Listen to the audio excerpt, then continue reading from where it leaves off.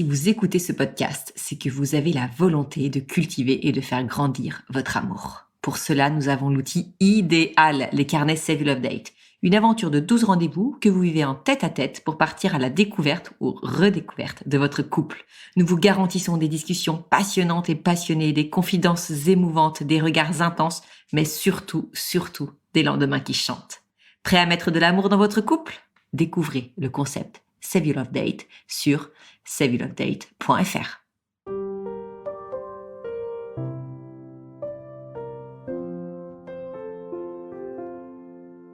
Bienvenue sur Au cœur du couple, le premier podcast qui vous donne la parole sur votre vie de couple. Je suis Swazik Castelnerac, créatrice du concept Save Your Love Date. Je suis Marie-Lise Richard, psychologue spécialisée en thérapie de couple. Sur ce podcast, nous échangeons chaque semaine avec vous sur les problématiques, les doutes, les obstacles que vous rencontrez dans votre vie de couple. Et nous vous livrons des outils concrets pour vous aider à construire la vie de couple à laquelle vous aspirez. Nous sommes heureuses d'être là pour vous inspirer, vous guider, vous bousculer aussi peut-être. Mais ne l'oubliez pas, vous êtes les premiers acteurs de votre couple.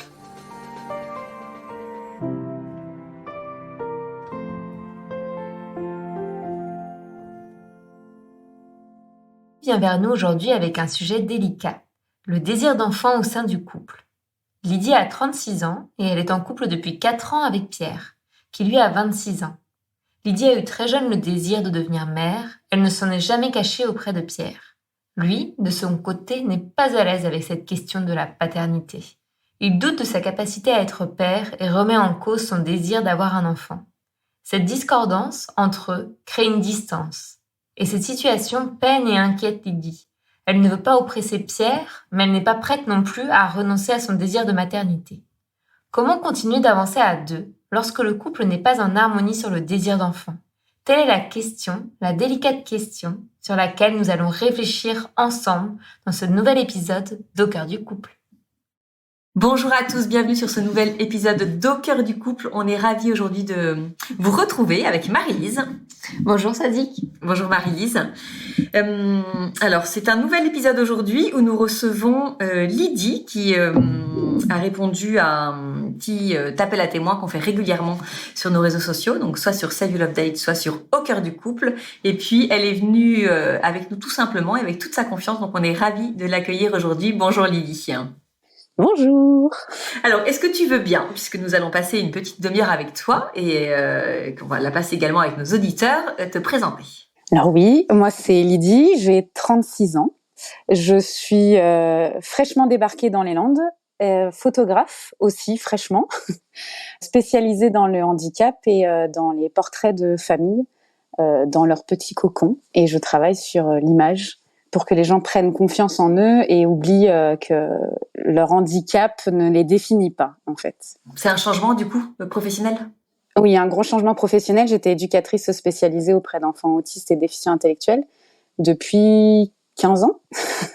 Et voilà, j'ai tout quitté pour enfin vivre une seconde passion, parce qu'être éduque était une passion. Et là, je vis ma seconde passion. Qui est un peu lié quand même, tu as gardé un lien puisque avec le handicap, donc t'as pas... Oui. Non, je peux pas lâcher, ça fait partie intégrante de moi en fait, c'est les deux qui me définissent, voire même les trois, parce que je fais aussi des soins énergétiques et donc voilà, je fais maintenant tout ça. Bon, écoute, merci pour cette belle présentation. Alors maintenant, est-ce que tu pourrais nous dresser un portrait de ton couple, de votre couple, savoir un petit peu comment vous êtes rencontrés, depuis combien de temps vous êtes ensemble, et puis un peu votre histoire depuis ces quelques années.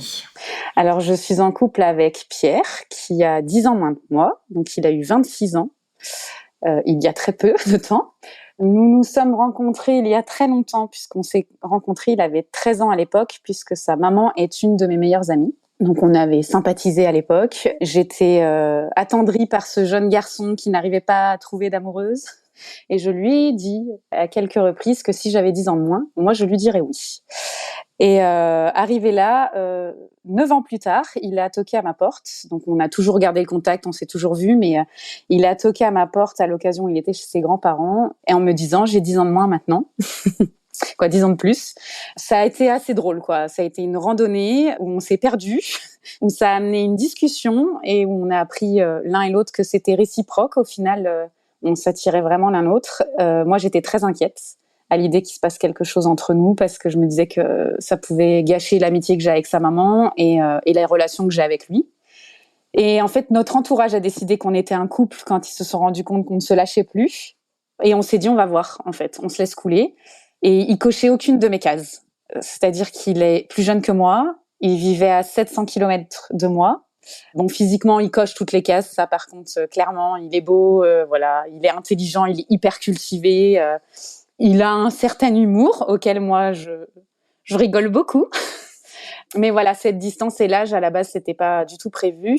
Et au final, 4 ans plus tard, on est toujours là, avec 3 ans à distance, un confinement, la limitation des kilomètres, et tous les deux, on était, au boulot et au charbon pendant le confinement, puisque lui est dans le bâtiment et moi étant éduque, on était au travail, on n'a pas été confinés. Donc ça a été d'autant plus compliqué, notre histoire de couple à ce moment-là, et de pouvoir se projeter. Et puis quand j'ai décidé de tout quitter, c'était aussi pour le rejoindre parce qu'il fallait que l'un des deux le fasse.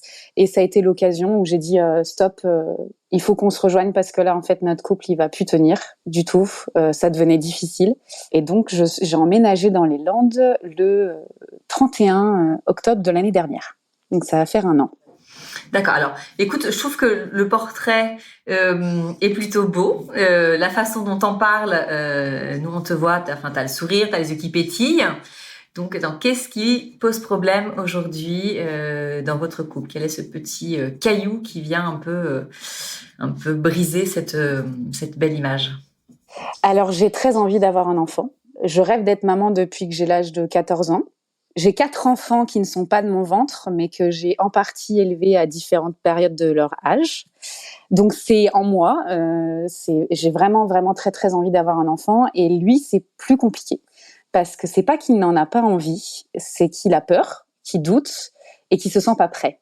Pour lui, il est trop jeune. Et moi, il y a l'âge qui avance. Il y a aussi la santé, puisque j'ai une possible endométriose profonde et donc un risque que ce soit compliqué pour avoir des bébés. Et donc on a enclenché un processus pour pouvoir préserver mes ovocytes, puisque dans le cas où on n'a pas de diagnostic au niveau de la santé, on y a le droit, mais c'est jusqu'à la veille de nos 37 ans. C'est pas possible après. Donc je vais avoir 37 ans au mois de février, donc c'est très bientôt. Donc on a enclenché le protocole et en enclenchant le protocole, je me suis rendu compte qu'on n'était pas du tout au même stade. Je le savais, hein. Mais là, il y a eu ce fossé.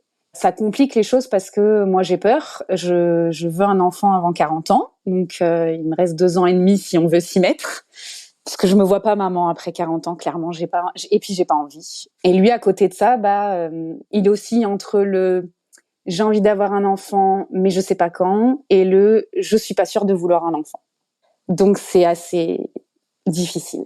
Ça fait 4 ans que vous êtes ensemble, donc ça a commencé par une relation à distance, tu l'as rejoint.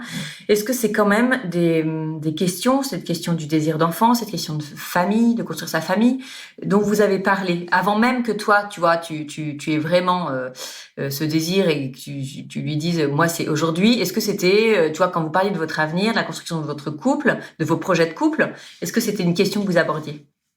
On en a parlé avant de se mettre ensemble, parce que pour moi, c'était un point hyper important. Et on en a reparlé un peu plus tard, où du coup, j'ai compris que j'étais un peu en train de lui mettre la pression à force d'en parler. Donc, je me suis un peu calmée. Mais pour moi, j'avais besoin de savoir où il en était, parce qu'au début, quand on s'était mis ensemble, c'était dans 7-10 ans, je me vois papa. Et là, je me dis, 7-10 ans, ça va pas être possible. Et puis, de 7-10, c'est passé à 5-7. Et de 5-7, c'est passé à 3-5. Là, j'ai dit, je prends les 3 ans. Donc, les 3 ans, c'était il y a combien de temps? Ça faisait 1 an qu'on était ensemble. Donc, les 3-5 ans, ça allait complètement. Et en fait, il y a eu un petit événement parce que mon frère, on est 5 enfants de mon côté, et mon frère son frère à lui a eu une petite fille, et mon frère a eu une petite fille aussi, sauf que ma nièce est née avec la séquence Pierre-Robin. Donc, en fait, c'est la langue qui ne se baisse pas dans le ventre de la maman, et du coup, la mâchoire ne s'avance pas et le palais ne se forme pas. On a eu de la chance, la mâchoire s'est avancée, mais pas de palais. Donc, il a pu voir ma nièce avec, du coup, une sonde pour la nourrir. Il a vécu avec nous à un moment donné où elle est devenue bleue, on a fini aux urgences. Bon, des choses qui sont assez difficiles. Et encore plus à son âge où on se dit, je suis pas sûre de vouloir un enfant. Je pense que ça joue. Donc là, ça a amené une autre discussion sur la question du handicap. où est-ce qu'on en était, l'un comme l'autre. Donc moi, j'ai pu lui expliquer aussi qu'il y avait beaucoup de handicaps où on le découvrait, ça fait quelques années que l'enfant est né, donc on ne peut pas tout savoir. Mais on est plutôt d'accord sur le choix qu'on ferait si ça nous arrivait. Donc voilà, il y a eu ça. Et il y a aussi le fait qu'on a pu aborder le sujet, c'est que mon chéri a un papa extraordinaire, mais qui n'est pas réellement son papa, qui est son beau-papa. Et son papa, il l'a pas vraiment connu, en tout cas très peu, puisqu'il a eu une sclérose en plaques et qu'il a été en maison de repos très longtemps. Et il est décédé, il avait, je crois, 6 ans. Et je lui ai dit, je fais ma psychologue de comptoir.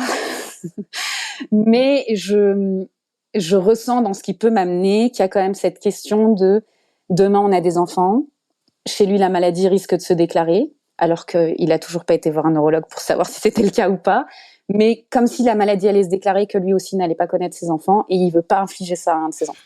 Oui, donc on n'est pas juste dans un jeune garçon de 26 ans qui aujourd'hui ne veut pas d'enfant et ne se sent pas prêt. Quand tu dis qu'il a des doutes, qu'il a des peurs, elles sont réelles et elles sont légitimes. Donc on sent de la façon dont on parle que vous avez vraiment abordé le sujet. J'ai l'impression que toi, tu es plutôt bienveillante par rapport à ce qu'il vit, que tu comprends. Mais il n'empêche qu'aujourd'hui, c'est quand même quelque chose qui, toi, t'empêche d'avancer, même si tu comprends. Et lui, est-ce qu'il a fait une démarche de son côté? Est-ce qu'il fait un chemin? Est-ce que, tu vois, quand à 6 ans, il a perdu son papa, est-ce qu'il a été aidé? Est-ce que tu sens que c'est un sujet où vraiment il est réfractaire et il faut pas en parler parce que c'est trop douloureux? Alors, il accepte d'en parler avec moi, puisque j'essaye d'être bienveillante dans tout ce que je lui dis. Donc là, j'ai pu lui redire il y a très peu de temps que ce serait bien qu'il aille voir quelqu'un, que ça l'aiderait. Mais j'ai un amoureux qui adore être mutique. Et donc, il me dit, mais qu'est-ce que tu veux que je lui dise? Je dirai rien. Et oui, sauf qu'en fait, c'est pas une solution de pouvoir aller dire ce que tu ressens, ce qui te passe par la tête. Ça peut te permettre à toi de comprendre ce qui se joue. Et moi, je fais des hypothèses et autant c'est pas ça du tout, quoi. Mais c'est mon hypothèse, je fais des liens. En même temps, à force d'avoir travaillé avec des psychologues et des psychiatres, on fait des liens plus facilement dans notre vie de tous les jours, faut être honnête. Et voilà, du coup, j'essaye de l'amener, mais c'est quelqu'un qui parle très peu, voire pas du tout. À l'extérieur, pour le coup, parce qu'avec toi, on a l'impression quand même que... Un peu. Il parle un peu, mais pas beaucoup. Il parle si tu insistes, si vraiment tu vas en profondeur, si tu ne le lâches pas, ou quand même, si les conditions sont réunies, sont là, il peut se confier. Il va se confier quand je vais avoir, sans le vouloir, mis le doigt sur un truc qui le blesse. Et il va mettre un peu de temps et là, il va pouvoir m'en parler. Mais c'est arrivé 2 fois en 4 ans. Donc, ça reste quand même très, très rare. Et là, on a perdu sa grand-mère il y a très peu de temps. Et j'ai vu, en fait, le petit garçon qui s'enferme dès qu'il se passe un événement dans sa vie, puisque, voilà, il a refusé d'en parler. Et où je lui ai dit qu'avec toute la bienveillance que j'avais et tout l'amour que j'ai pour lui, je laisserai pas cette fois-ci s'enfermer, puisque petit, je sais que voilà, même si sa maman a tout fait pour qu'il soit accompagné, il a vu une psy 2 fois et ça s'est arrêté là. Il a jamais vu plus, il n'a pas été plus accompagné que ça. Bien sûr. Toi, du coup, aujourd'hui, t'en es où? Qu'est-ce que tu te dis? Tu te dis, franchement, je lui mets un ultimatum. Si dans 6 mois, il me dit pas, on y va, c'est cuit. Est-ce que toi, tu te dis, on y va, même si il dit oui, on y va coûte que coûte, même si c'est un peu au forcing? Comment est-ce que tu raisonnes? Alors, j'ai eu plusieurs étapes parce qu'il y a eu l'étape où je raisonnais en me disant, en gros, là, si je veux un enfant demain, il sait pas, je le quitte. Clairement, c'était pas possible, c'était pas envisageable. Il y a eu le fait où d'ailleurs, je m'en suis rendu compte quand j'ai eu besoin de le rassurer parce que lui me disait, il va falloir qu'on se sépare parce que je peux pas te donner ce que tu veux là, je ne sais pas. Et où ce jour-là, les mots sont sortis tout seuls en lui disant que, mais en fait, on peut aussi vivre sans enfant, même si c'est un désir très très profond chez moi. J'ai l'âge que j'ai et qu'à un moment donné, on se sépare, ça veut pas dire que je vais rencontrer quelqu'un demain et ça veut pas dire que je ferai un bébé demain. Donc, en soi, est-ce que ça vaut le coup de quitter une personne avec qui on est bien? Même si j'aimerais qu'on construise beaucoup plus de choses ensemble, mais en tout cas avec qui on se sent bien et qu'on aime, parce qu'il y a ce tic-tac. Parce que clairement, c'est juste ce tic-tac, c'est cette horloge qui dit, voilà, ça va être compliqué. Et là, je pense que le fait d'être dans le protocole qui commence à s'enclencher, d'avoir eu des premiers résultats où je sais que j'ai très peu d'ovocytes, ou du coup, ça risque d'être compliqué. On n'est pas sûr, en fait. Ça rajoute de l'inquiétude. Ça devient une obsession. Enfin, clairement, c'est obsessionnel. J'y pense tout le temps. Tout ce que je fais pour mon corps, c'est pour lui dire, allez, on y va, on va tout donner. C'est à ce moment-là, tu donnes tout ce que t'as, tu les sors tous s'il faut. Bon, peut-être pas tous, mais une bonne partie pour qu'on puisse en congeler et en avoir de bonne qualité. Et du coup, je m'excuse auprès de Pierre régulièrement en lui disant, je sais que le fait que moi, ça m'obsède, ça peut lui mettre la pression. Donc, j'essaye de pas trop en parler. Et en même temps, là, il y a les doutes en me disant, OK, je vais jusqu'à la ponction parce que je le fais quand même aussi pour moi, pas que pour notre couple, je le fais aussi pour moi. Et du coup, qu'est-ce qui se passe après? Est-ce que je lui mets un ultimatum? Et en même temps, je me sens pas de faire ça parce que j'ai pas envie de le piéger. Comme j'aimerais pas qu'il me piège en me disant, en fait, t'arrêtes tout et en gros, on n'a pas d'enfant et c'est comme ça, c'est pas autrement, sinon je te quitte.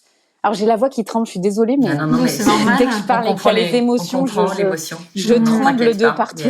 On comprend tout à fait. Et est-ce que du coup, cette situation induit une tension un peu permanente, tu vois, entre vous? Alors, je dirais pas une tension, mais une espèce de distance. Ouais, il y a quand même, je ressens une espèce de petite distance et où là, du coup, c'est aussi une des choses que je lui ai dit, comme il parle pas de trouver d'autres moyens de communication, en lui disant, écoute, j'ai juste besoin que tu me rassures en te prenant dans tes bras. Voilà des choses qui ne sont pas forcément des mots dits, où je lui ai dit d'écrire parce que j'ai un homme qui écrit magnifiquement bien. J'apprends des mots à chaque fois qu'il m'écrit, donc il écrit vraiment très très bien. Et donc je lui dis, ou sinon passe par là. Mais du coup, je sens une espèce de c'est pas une tension, c'est plus une distance qui est en train de se créer. Je pense que c'est ça aussi qui m'effraie parce que je me dis que est-ce que au final ce désir va pas faire qu'on se sépare alors qu'en vrai on a tout. Oui, vous avez tout, mais c'est vrai que c'est quand même un sujet dans un couple qui est assez sacré, qui est au centre quand même. Donc, tu dis on a tout, tu sais. Enfin, je pense qu'il faut pas culpabiliser d'être dans cette situation aujourd'hui. C'est normal que vous affrontiez cette question et qu'elle vous anime autant tous les deux, tellement elle est essentielle. Et je trouve ça plutôt sain justement qu'elle soit comme ça. Tu vois que vous l'abordiez autant, que vous ne vous en cachiez pas et que vous fassiez les choses en réfléchissant, parce que derrière, c'est quand même toute une responsabilité d'avoir un enfant. Donc voilà, je pense que c'est plutôt une bonne chose, mais même si on comprend tout à fait que c'est douloureux pour vous deux, parce que il y a plein de choses ça s'entend plein de choses. Donc écoute, merci beaucoup Lydie, c'est très touchant de t'entendre parler comme ça de votre situation. Je vais passer maintenant la parole à Marie-Lise, qui voilà, je l'espère va pouvoir dans ses mots, en tout cas, vous éclairer tous les deux, et puis peut-être apaiser voilà ce que vous vivez en ce moment.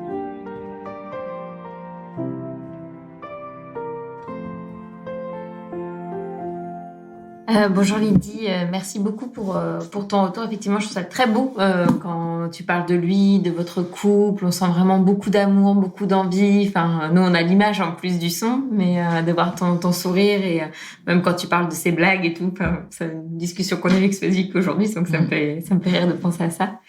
Mais merci en tout cas de prendre le temps d'être avec nous. Il y avait plusieurs choses que j'ai relevées que je veux partager avec vous. Là, c'est quelque chose plutôt de générique, mais qui peut servir à tous les couples qui nous écoutent. L'importance de parler de notre relation et même de notre relation dans les années qui suivent. T'as dit que très vite aussi t'as parlé là du fait de la différence d'âge, ça t'a forcé, mais de ton désir d'enfant. Et ça, je pense que c'est important. Et quand on se met jeune en couple, parfois on n'en parle pas. On parle pas de nos projets, de nos envies, parce que on en a forcément. On se dit souvent... on verra, on va voir où ça nous mène. Et je trouve qu'en fait, c'est se faire du mal à soi et à l'autre et au couple concret de se dire ça. Non, c'est important, notre couple, on peut pas juste dire on va voir vers où il va, ce qui nous porte. Je crois qu'on a le droit de prononcer nos désirs et nos envies, de les énoncer aussitôt. Et là, dès le début, de se dire est-ce qu'aussi au moins, déjà, on a l'image du même chemin. Donc ça, c'est quelque chose que vous avez pris le temps de faire. Et donc ça, c'est important, je trouve. Et je trouve que c'est important de le redire à tous ceux qui nous écoutent. Vos désirs, vos envies méritent d'être énoncés. On a le droit de dire qu'on a envie d'avoir des enfants ou qu'on n'a pas envie d'en avoir. Mais de ce qu'on a envie, de nos projets de vie, en fait. Parce que après, ça amène des situations. J'ai vu beaucoup de couples en consultation où, où ils sont dans une situation où là, l'homme dit non, je t'ai jamais dit que je voulais d'enfants, moi j'en veux, et où ça devient très compliqué. Donc je trouve ça bien que tu aies pris le temps de pouvoir lui en parler, même si là, ça devient plus compliqué ce qu'est la question, comme tu as dit, de l'âge, du timing, on va dire peut-être biologique. Mais c'est important de parler de nos projets. Moi, ce qui m'interroge et ce qui est important, je pense que vous puissiez poser, on verra après comment, mais que tu commences déjà à réfléchir à ça, mais que tu puisses te dire si jamais on n'entreprend pas justement de concevoir un enfant. Dans quoi est-ce que je vais être dans ma relation avec lui? En fait, ce que je veux être sûre, c'est que ça induise pas une espèce de dette de son côté. Genre, je lui ai pas donné ça. Et maintenant, je suis endettée à son égard. Et ça se trouve, tout le reste de ma relation, je vais continuer de payer quelque chose d'impossible, en fait. Et parce que ça pourrait ternir votre relation. Parce que tu dis que pour toi, elle est très importante, cette relation, que tu veux la garder. Donc, c'est pour ça que c'est important, je pense, de pouvoir vraiment en parler tous les deux, de tous les et si, et si. Et si on a un enfant, qu'est-ce que ça va faire pour toi? Tu as commencé à parler justement de...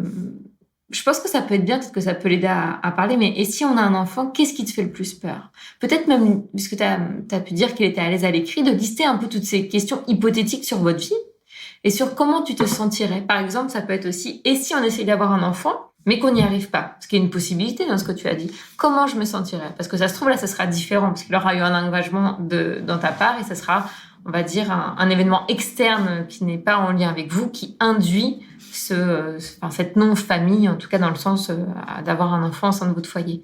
Donc je pense que psychiquement, ce serait différent pour toi. Mais il y a plein de situations possibles et qui auront des conséquences très différentes sur votre vie de couple ou dans la façon dont vous allez voir les choses.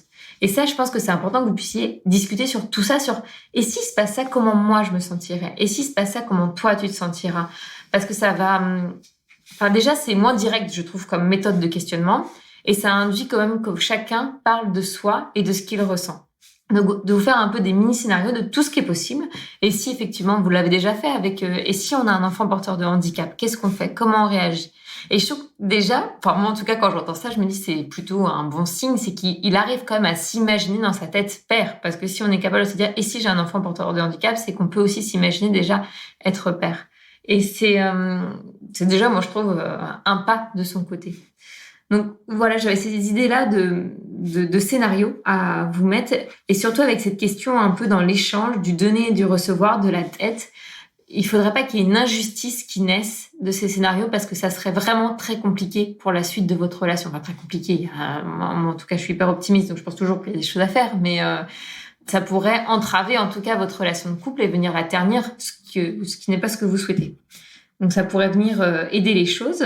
Par rapport à sa difficulté à parler, je me dis que vous pouvez passer là par l'écrit. Tu lui dis, écoute, il y a plusieurs choses, des scénarios hypothétiques, j'ai besoin qu'on en parle parce que moi, tu peux lui parler de toi, hein.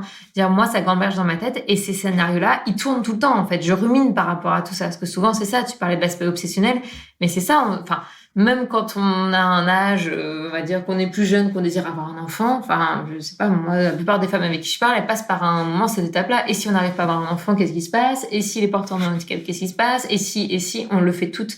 Et le fait d'en parler, ça peut aussi venir te soulager et éviter dans cette espèce de bourdonnement un peu obsessionnel. Et en même temps, de l'engager, de le raccrocher, parce que même s'il est peut-être pas un désir d'enfant, il a le désir de faire couple avec toi. Et c'est ce que votre couple traverse actuellement. Et ça, faut pas l'oublier, en fait. Je pense qu'il faut pas non plus que tu mettes de côté tout ce qui se passe pour toi, parce que ça fait partie de votre vie de couple.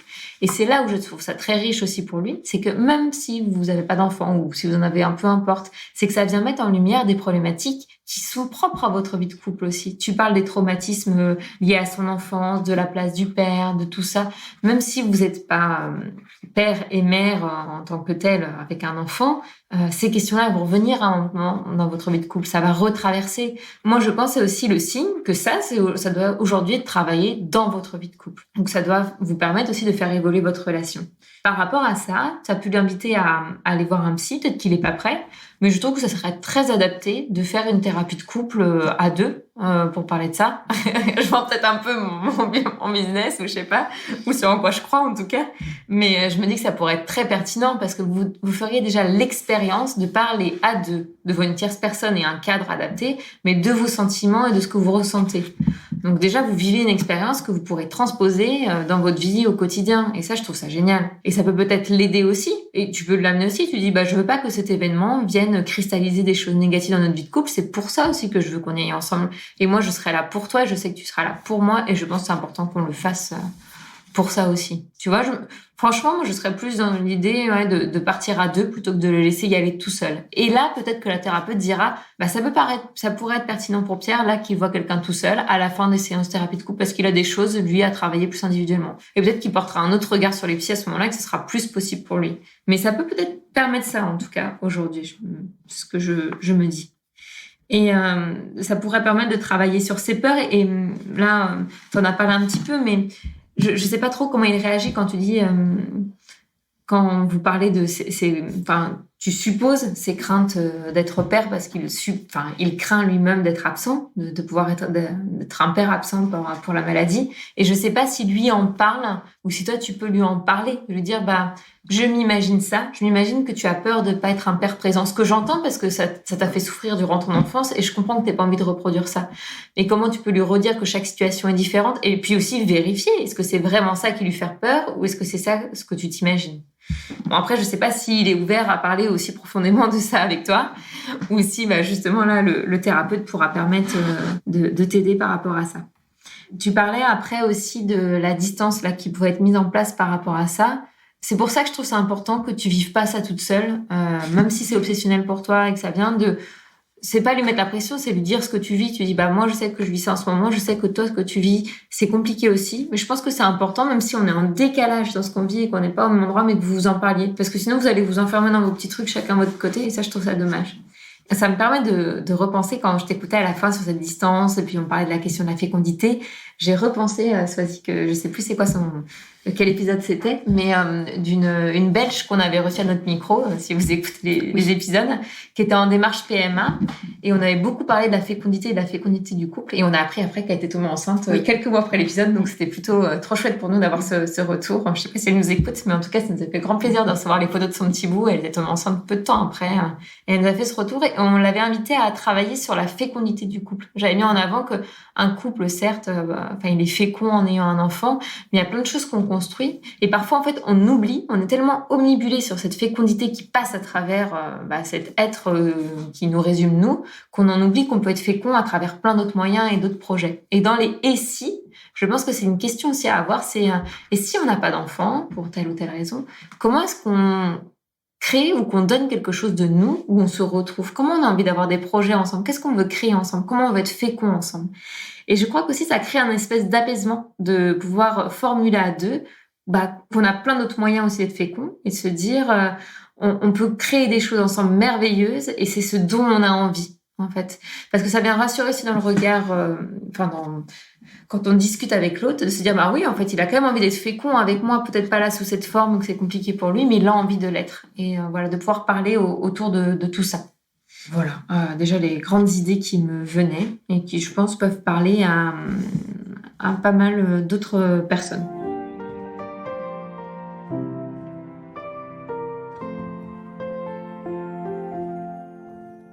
Merci déjà pour cet éclairage si délicat sur un sujet qui l'est pas forcément, enfin qui l'est, mais justement qui n'est pas facile à aborder. Moi, ce que je retiens, parce qu'on sent quand même qu'il y a une clé dans le fait de vous faire aider et qu'il se fasse aider. Je sais que quand tu es venu vers nous au départ, c'était ce que tu avais mis en avant, c'est la différence d'âge. Moi, je trouve que finalement, on en a très peu entendu parler dans ce que tu disais et on en a très peu parlé avec Marie-Lise parce que c'est pas sûr que ce soit vraiment le centre du sujet. C'est plus certainement ce vécu qu'il a eu enfant, le rapport à son père, le fait de l'avoir perdu jeune, ce manque de confiance en lui qu'il a aujourd'hui pour devenir père. C'est plus ça qui ressort. Et une fois qu'on en pense, c'est vrai que là, on se dit que, enfin, quel autre meilleur moyen il peut avoir pour s'ouvrir des voies nouvelles que, effectivement, de pouvoir parler de tout ça et avec un professionnel. Et je trouve très bonne l'idée que tu donnes, Marie-Lise, qu'en fait, ils puissent commencer tous les deux, même si aujourd'hui, ils sentent une problématique, vous sentez une tension dans votre couple, mais pas forcément. Peut-être que tu n'aurais pas forcément envisagé, que tu vas nous dire, d'aller voir un thérapeute à deux, mais que cette démarche peut finalement être rassurant pour celui qui est plus réticent. Donc aujourd'hui, pour Pierre, le fait de commencer ensemble et puis après de voir où est-ce que chacun ça vous mène. Et peut-être que c'est toi aussi, d'ailleurs, Lydie, qui sera encouragée à faire un chemin de ton côté. Mais je trouve que ça peut être effectivement quelque chose à enclencher en couple, avec du coup une bienveillance, une douceur. On a on a ce sentiment qu'il y a ça entre vous, que ça peut permettre justement ce chemin à deux et qui peut lui ouvrir lui de nouvelles voies. Enfin, c'était là-dessus, en tout cas, un des points sur lesquels je voulais un peu rebondir et te faire aussi parler du coup, Lydie. Alors, merci pour toutes ces pistes. La thérapie de couple, j'ai souri, rigolé parce que j'y ai pensé. Parce que je l'ai conseillé à mon frère en toute honnêteté. Et du coup, je me suis dit, mais ce serait peut-être une bonne idée que pour nous, on le fasse, que ça lui amènera certainement la possibilité à lui de me dire des choses qu'il n'arrive pas forcément à me dire. Et peut-être, voilà, par la suite de poursuivre. Moi, je suis déjà dans une démarche de mon côté, puisque voilà, ce désir me remue beaucoup, beaucoup de choses et donc et la peur de pas avoir et de la suite, en fait, justement de ce et si on fait pas d'enfants, qu'est-ce qui se passe entre nous, comment notre couple, parce qu'on se l'est quand même posé cette question-là et en fait instinctivement la première chose qui m'est venue n'a pas forcément été la chose la plus délicate. Mais je lui ai dit qu'en fait, ce que je ne supporterais pas, c'est qu'à un moment donné, il se réveille en se disant qu'il a envie d'avoir un enfant et que là, il me quitte pour avoir un enfant. Et parce que c'est des situations qu'on voit et qu'on connaît tous. Et du coup, je dis ça clairement. Là, il y a la partie de moi qui n'est pas la plus gentille, la plus délicate. Il lui a dit, si tu fais ce choix, ce sera pas possible. Physiologiquement, je te laisserai pas faire. Ce sera pas possible. Tu pourras me quitter, mais du coup, tu pourras pas avoir d'enfant. Si t'en as pas, t'en as pas, quoi. Tu fais un choix, tu le fais jusqu'au bout. Et en vrai, j'ai pu revenir là-dessus plus tard en lui disant que non, s'il me quitte pour aller faire un enfant avec quelqu'un d'autre, bah, c'est comme ça. Mais je pense qu'il y a aussi ça qui joue. C'est ma plus grande inquiétude de me dire que, et parce qu'on nous le répète, sa mère que j'adore, qui a beau être mon amie, c'est aussi ma belle-maman, qui, voilà, me répète, mais il est jeune, mais il a le temps, mais il est jeune, il a le temps. C'est peut-être plus pour ça que du coup, quand je vous ai envoyé le message, il y avait cette question de différence d'âge. Mais ouais, après l'idée d'aller voir quelqu'un ensemble, je pense que ça peut être une bonne idée parce que même au niveau de la démarche, là, ne serait-ce qu'au niveau de la ponction, on se rend pas compte, mais on prend quand même c'est pas une vague qu'on prend dans la tête, hein. C'est un tsunami. Le 33 tonnes, on le prend bien sur les premiers rendez-vous et j'ai été toute seule parce qu'il travaillait. Et là, je lui ai dit justement, les prochains rendez-vous, faut qu'on soit ensemble parce que c'est important qu'on le vive ensemble. Et du coup, l'idée de la thérapie, je la vois encore plus là en me disant oui. Et c'est pas quelque chose qui vous est proposé à l'intérieur du protocole ? Non. Non, pas du tout. Pour l'instant, non, parce que comme ils considèrent que c'est une ponction pour raison sociale, comme ils appellent ça, puisqu'on va arriver à l'âge où on peut plus les faire congeler, il n'y a pas tout ça. Alors que par contre, pendant le rendez-vous, ils m'ont bien dit, par contre, au moment où vous allez essayer de faire un enfant tous les deux, au bout de 6 mois, si ça ne prend pas, vous venez. Donc, on sait qu'on sera plus vite pris en charge et donc les choses s'enclencheront plus vite. Mais la phrase d'après, c'est oui, parce qu'il faut bien que vous vous rendiez compte que là, vous êtes vieille.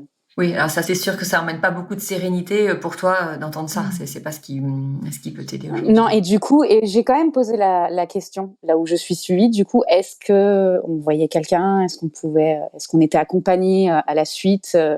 Et même s'il y avait déjà des examens pour mon chéri aussi, savoir si lui, au niveau de la fertilité, ça va ou pas, quoi. Parce que autant aussi ne pas se lancer à essayer si ça va pas de son côté et que c'est pas possible. Mais bah non, pour l'instant c'est pas le cas. Et si on veut voir un psy, voilà, c'est de notre côté, mais c'est pas prévu. Je trouve ça bien dommage d'ailleurs que ce soit pas prévu, même pour un protocole social en fait. Et oui, ça pourrait vous aider et effectivement dénouer des choses qui se jouent dans ce protocole que vous commencez. Est-ce que tu penses que tu vas pouvoir proposer à Pierre d'écouter cet épisode ? Je pense que je vais lui proposer. Je vais lui proposer en lui disant, écoute, et puis je pense qu'il sera pas surpris des choses que je dis parce que c'est des choses que je lui ai déjà dites. Même si voilà, c'est un gros travail pour moi, hein. Clairement, l'univers nous a mis ensemble, c'est pas pour rien. Je suis quelqu'un qui doit apprendre à dire les choses parce que j'ai peur quand je dis les choses de perdre la personne qui est en face de moi. Donc c'est mon gros travail. Donc il m'a mis avec quelqu'un qui est mutique, sinon c'est pas drôle. Et là, lui, il doit apprendre à dire ce qu'il ressent, ce qui est pas facile non plus pour lui. Donc je me dis oui, ce serait un moyen pour nous deux de réussir à, je sais pas, à construire, parce que une des choses que tu as dites et que j'avais lu dans le livre d'ailleurs sur la fécondité du couple, que voilà, il y a pas que l'histoire d'avoir un enfant. Donc ça, c'est quelque chose, je l'ai lu dans la nuit. Le matin, il s'est levé, je lui dis au fait, faudrait qu'on parle de ça, donc sans attendre qu'il ait lu, en lui disant mais en fait c'est vrai, on oublie que tous les petits projets de la vie sont des projets, en fait, et ça nous construit. Et je lui dis, mais ne serait-ce que l'idée d'aller se faire un week-end, c'est un projet. On n'est pas obligé d'être dans le truc de, on veut construire une maison et on veut faire un enfant et je veux me marier. Lui, pas forcément. Mais voilà, d'avoir ce truc de toutes ces petites choses de la vie, c'est un projet, parce que le projet de vivre ensemble, c'en était un et ça nous a rapprochés. Il voulait un chat. J'ai un lapin, donc j'ai mis du temps, mais voilà, on a un chat, c'est notre bébé. Voilà, il y a des petites choses et c'est vrai que Mais peut-être qu'aujourd'hui, tu vois, vous avez 4 ans, vous êtes un couple de 4 ans, ce qui est pas un jeune couple. Vous avez quand même 26 et 36 ans, donc des âges, voilà, où vous êtes adultes. Peut-être que, tu vois, Marie-Lise, tu me dis, mais quand tu me parles là, et notamment tu parles mariage, peut-être que vous êtes aussi arrivé à un moment charnière de votre couple où il est temps vraiment de se poser sur les questions qui sont essentielles pour bâtir une vie de couple, dont, par exemple, effectivement, ce désir d'enfant, mais tout ce qui est lié à l'enfance, tu vois, toutes les blessures d'enfance, voilà, et tout ce qui vient impacter sur votre façon d'aimer, qui va venir impacter sur votre couple plus tard. Donc, moi, tu vois, je dis ça parce que tu parles du mariage, et du coup, je pense au carnet 12 rendez-vous pour s'engager dans une vie à deux, qui sont vraiment là pour ça, tu vois, pour avoir cette discussion. Et justement, en plus, avec un homme qui est pas très bon, pas très fort pour communiquer, voilà, ce côté où il est un peu drivé. Parce que là, l'impression que ça donne, c'est que ça focalise beaucoup sur le désir d'enfant, mais peut-être tu vois, ça vaudrait le coup d'agrandir sur tellement d'autres thèmes qui sont fondamentaux pour la vie de couple et qui viendraient peut-être, tu vois, soit vous apaiser, soit lui donner confiance davantage, toi aussi également, puis apprendre la façon dont vous pouvez communiquer sur ce sujet, mais comme sur d'autres. Alors je sais qu'on a compris que pour toi le temps est compté, mais tu vois, peut-être qu'il y a ce temps à prendre qui se joue pas sur des années, hein, justement, c'est quelque chose d'assez impactant pour pouvoir se dire oui, non, où on va, qu'est-ce qu'on fait, qu'est-ce qu'on veut. Mais peut-être qu'aujourd'hui, il faudrait vraiment rentrer aussi dans cette démarche de voilà, enfin, où est-ce qu'on va, où est-ce qu'on veut aller tous les deux concrètement qu'est-ce qu'on veut pour nous, ouais. Même ce que tu parlais aussi là de l'angoisse d'abandon un petit peu aussi là où tu pouvais te nommer là et en fait c'est ça, je pense que c'est vraiment, enfin, j'aime bien toujours dans un symptôme dans la famille, dans le couple, voir aussi l'aspect positif. Là, c'est vraiment une période, enfin, comme l'a dit Swazik, charnière, où ça va forcément vous amener plus loin et plus haut ce que vous vivez là, parce que ça réveille plusieurs petites blessures, chacun de vos côtés. Ça révèle ce qui est un peu fissuré, on va dire. Ça le met en avant, donc c'est un bon moyen, en tout cas le bon moment pour travailler sur ça, quoi. Oui, puis il faudrait pas que ce sujet du désir d'enfant vienne en fait gommer tous les autres sujets qui sont tellement importants aussi à aborder. Alors tu le dis, on va bien, enfin vraiment j'ai l'impression de l'avoir trouvé et c'est bon de vivre avec ça, mais il faut pas que pour autant ça aveugle et que ça empêche d'aborder les sujets qui sont essentiels pour la suite et où vous allez, je vous souhaite vous trouvez en raccord, vous trouvez une complicité, une force. Ils sont là aussi, tu vois, ces rendez-vous-là. Évidemment, pour vraiment cimenter le couple, mais ils vont aussi vous aider à mettre le doigt sur les difficultés et pour pas que, voilà, quand vous direz oui d'une façon ou d'une autre, par un mariage, par un enfant, mais ça ressurgisse.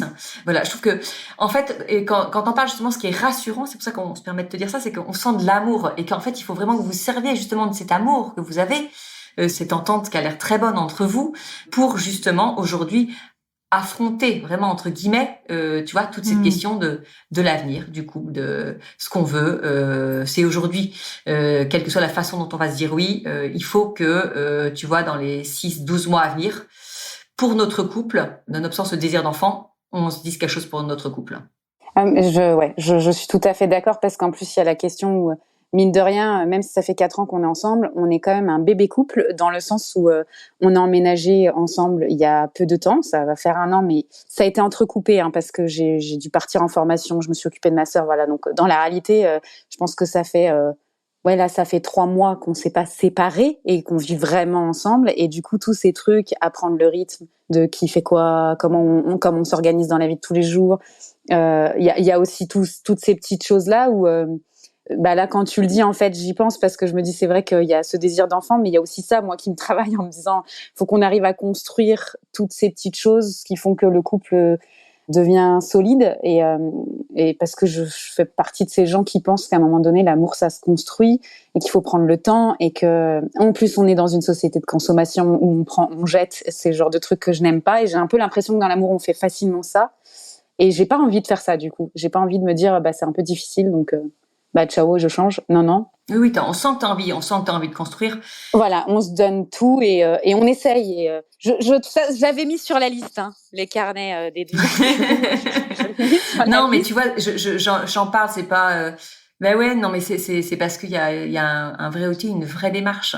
Et en fait, c'est pas tu dis on a un jeune couple parce que finalement ça fait pas très longtemps qu'on vit ensemble, mais même tu vois tout ce temps que vous avez passé séparés, il y a beaucoup de choses qui se sont jouées et ça fait de vous aujourd'hui quand même un couple. C'est pas forcément le quotidien qui fait qu'un couple est un couple, c'est tout ce qui a pu, toute la connaissance de soi, toute la connaissance de l'autre. Et ça, on peut l'avoir sur des week-ends, on peut l'avoir sur du temps, tout le temps qu'on peut passer à deux sans forcément vivre ensemble. Et puis vraiment, enfin. Ce qu'on peut dire de positif pour terminer, c'est que c'est une aventure qui est passionnante d'aller à la découverte de soi et de l'autre. Donc voilà, c'est vraiment en sortir des belles choses pour vous consolider.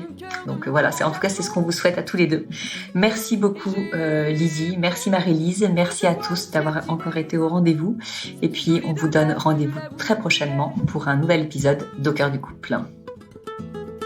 Mais reste qu'à cette heure, t'as construit ta maison au creux de mon cœur en carton. Et j'ai peur de voir s'écrouler cette jolie demeure qu'on pourrait partager. Bye bye, vala vala vala bye, vala vala bye, vala vala bye.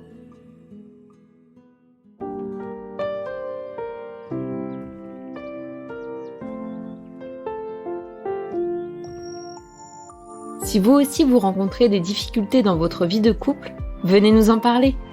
Laissez-nous un message sur aucoeurducouplepodcast@gmail.com ou via Instagram sur la page Au cœur du couple.